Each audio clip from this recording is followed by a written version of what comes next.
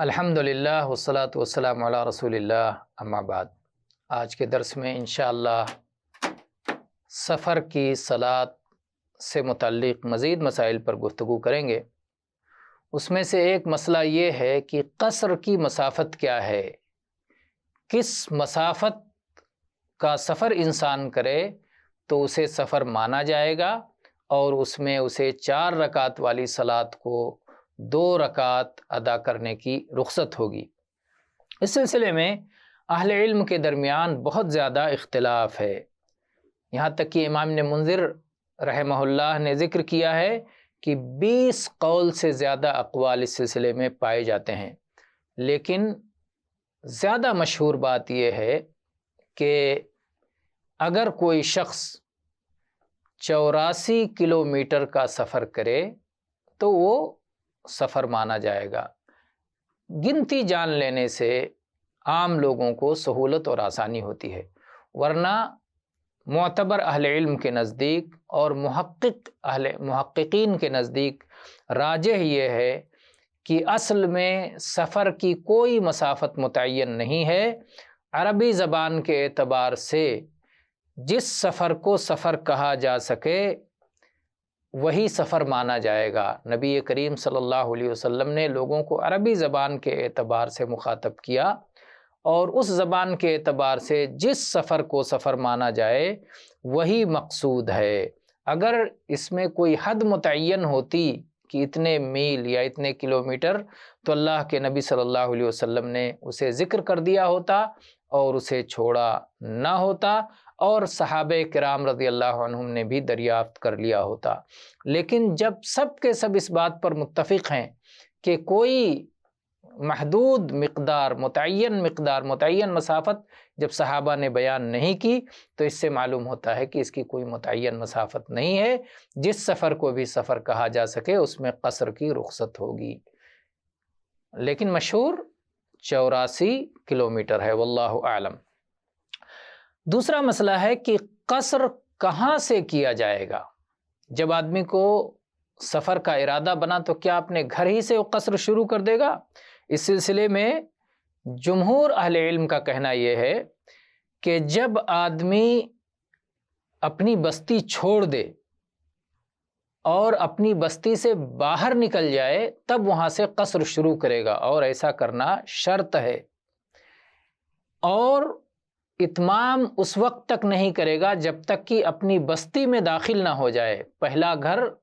پا جائے، اس سے باہر ہے تو قصر کرے گا، جب بستی میں داخل ہو جائے گا تو اتمام کرے گا۔ امام ابن منذر فرماتے ہیں کہ مجھے نہیں معلوم کہ نبی کریم صلی اللہ علیہ وآلہ آلہ وسلم نے اپنے کسی سفر میں مدینہ سے نکلنے سے پہلے ہی قصر کیا ہو۔ آپ نے جب بھی قصر کیا ہے مدینہ سے نکل جانے کے بعد، مدینہ بستی چھوڑ دینے کے بعد، مدینہ بستی سے باہر پہنچ جانے کے بعد آپ نے قصر کیا ہے۔ انس رضی اللہ عنہ فرماتے ہیں صلیت الظہر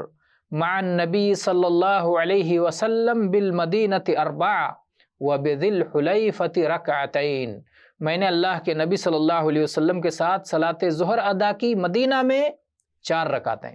یعنی قصر آپ نے نہیں کیا مدینہ میں، اور جب مدینہ سے باہر نکلے ذوالحلیفہ پہنچے تو ذوالحلیفہ پہنچ کر کے ہم نے عصر کی صلاۃ 2 رکعتیں ادا کی۔ تو آپ مدینہ بستی چھوڑ چکے تھے۔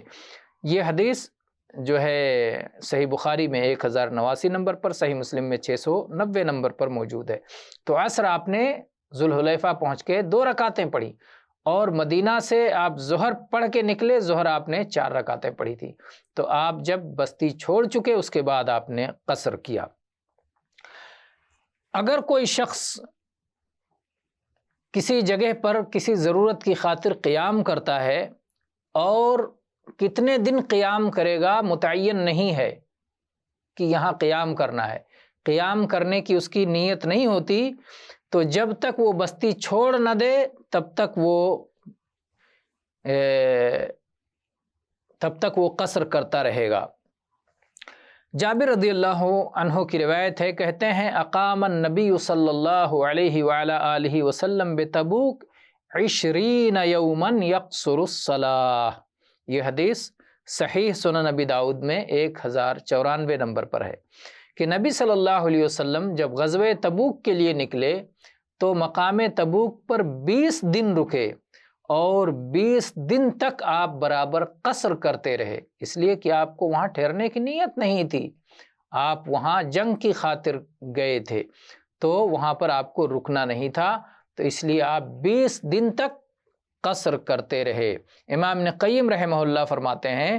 کہ اللہ کے نبی صلی اللہ علیہ وسلم نے اپنی کسی حدیث میں یہ بات نہیں فرمائی ہے کہ اگر آدمی اتنی مدت سے زیادہ رکنے کا ارادہ کر لے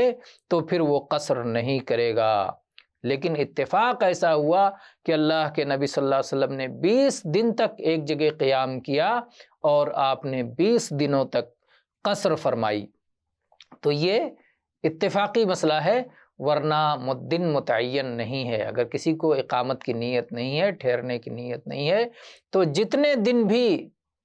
اس کا اتفاقاً رہنا ہو جائے سفر کی حالت میں تو وہ قصر کرتا رہے گا۔ اور اگر 19 دن کے بعد اقامت کا عزم ہو جائے، رکنے کا عزم ہو جائے، تو وہ ایسی صورت میں قصر کو چھوڑ دے گا اور مکمل ادا کرے گا، جیسا کہ عبداللہ ابن عباس رضی اللہ عنہما کا قول ہے، کہتے ہیں اقام النبی صلی اللہ علیہ وسلم 19 یقصر، اللہ کے نبی صلی اللہ علیہ وسلم 19 دن تک رکے اور آپ قصر کرتے رہے، فنحن اذا سافرنا 19 قصرنا، کہ جب ہم 19 دن کا سفر کرتے ہیں تو ہم بھی قصر کرتے ہیں، وَإِن زِدْنَا أَتْمَمْنَا، اور جب اس سے زیادہ دنوں کا سفر ہوتا ہے تو ہم مکمل پڑھتے ہیں۔ تو یہ عبداللہ ابن عباس رضی اللہ عنہ کا قول ہے۔ ویسے اہل علم نے کہا کہ اگر کسی کو پہلے سے نیت ہو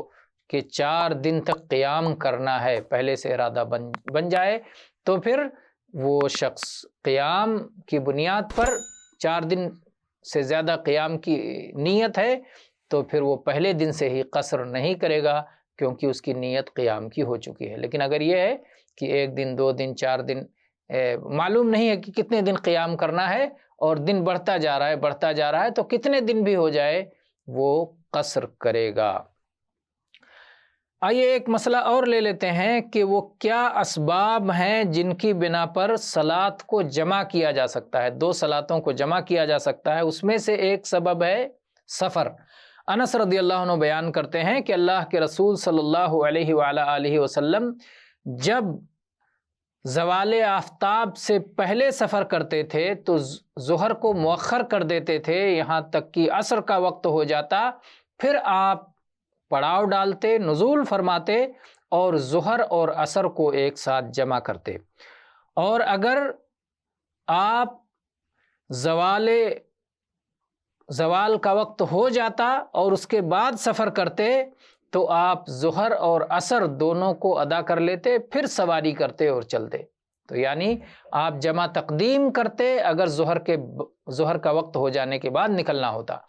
اور اگر ظہر کا وقت ہونے سے پہلے ہی آپ نکل جاتے تو جمع تاخیر فرماتے۔ یہ روایت متفق علیہ ہے، صحیح بخاری میں 1112 نمبر پر اور صحیح مسلم میں 704 نمبر پر ہے۔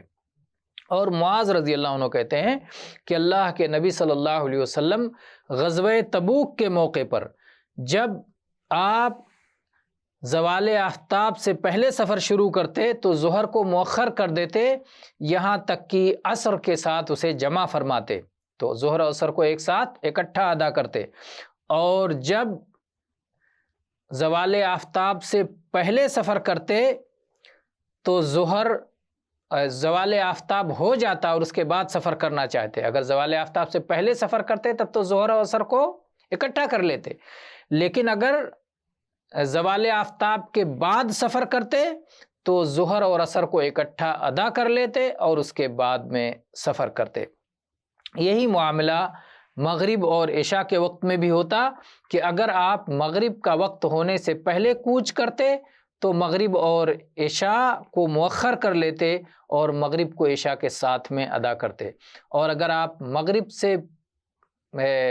کے بعد مغرب کا وقت ہو جانے کے بعد کوچ کرتے تو پھر عشاء میں جلدی کر لیتے اور عشاء کو مغرب کے ساتھ ملا کر کے ادا کر لیتے۔ یہ حدیث صحیح سنن ابی داؤد میں 1067 نمبر پر ہے۔ اور ایسے ہی نبی کریم صلی اللہ علیہ وسلم سے یہ بات بھی ثابت ہے کہ جب صحابہ آپ کے ساتھ غزوہ تبوک کے موقع پر نکلے تو آپ ظہر و عصر کو اور مغرب اور عشاء کو ایک ساتھ اکٹھا کر کے پڑھا کرتے تھے۔ ایک بار ایسا ہوا کہ آپ نے صلاۃ کو مؤخر کر دیا اور پھر آپ نے ظہر اور عصر کو ایک ساتھ آپ نے ادا کیا اور پھر گھر میں داخل ہوئے اور اس کے بعد میں پھر نکلے اور اس کے بعد میں مغرب اور عشاء کو ایک ساتھ ادا کیا۔ یہ جو ہے حدیث